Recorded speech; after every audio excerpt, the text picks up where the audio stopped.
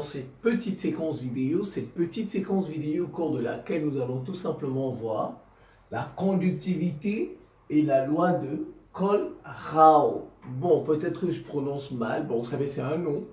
Peut-être c'est Kohlrausch, peut-être c'est Kohlrausch, j'en sais rien. Donc, conductivité et loi de Kohlrausch. Donc, si je prononce mal, veuillez m'en excuser. Voilà. Alors donc, c'est parti. En fait, il y a deux formules. La loi de Kohlrausch a deux formules. La première formule, c'est lorsque c'est celle-ci. Et la deuxième formule, c'est celle-là. J'ai commencé par celle-ci. Semble plus simple. Pour une solution qui ne contient qu'un seul soluté, lorsque vous avez une solution qui ne contient qu'un seul soluté, ionique, bien sûr, un seul soluté ionique, la loi de Kohlrausch s'écrit comme ceci. Sigma égale K fois C. Sigma égale K fois C. C, c'est la concentration molaire, son unité mol par litre. Et en fait, ça veut dire quoi? Ça veut tout simplement dire que la conductivité est proportionnelle à la concentration. Cette formule, parce que ça, c'est la conductivité de la solution. Sigma, c'est la conductivité de la solution. C'est ici. Sigma, conductivité de la solution, en Siemens par mètre. En Siemens. Siemens, ça s'écrit Siemens, comme ça. Voilà. Donc, en Siemens par mètre. Donc, la conductivité égale K fois C. Et on dit la conductivité est proportionnelle à la concentration. Conductivité. Cette relation-là, ça veut dire que sigma est proportionnel à C. Voilà la première loi de Kohlrausch. Lorsqu'on a une solution qui ne contient qu'un seul soluté ionique. Alors maintenant, lorsque les solutions sont suffisamment diluées, ça voudrait dire quoi? Que leurs concentrations sont inférieures à 10 puissance moins 2 mol par litre.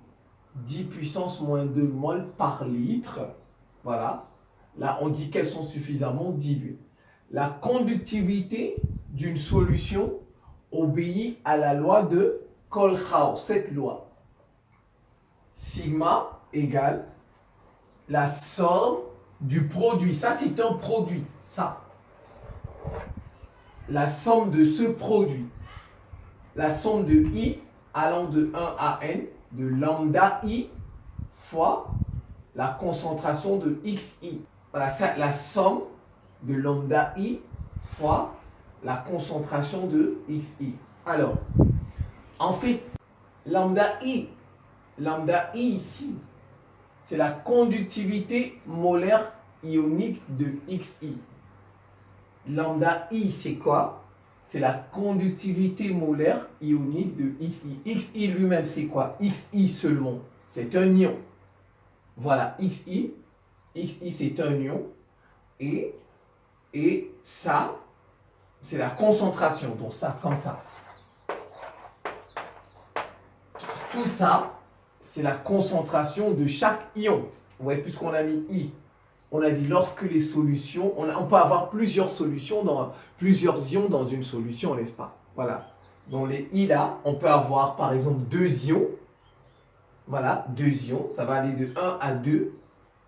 On va faire lambda 1 fois x1 plus lambda 2 fois x2, ainsi de suite. Si jamais on a 2 ions, mais si on en a 3, on va jusqu'à 3. Donc ça donne ça.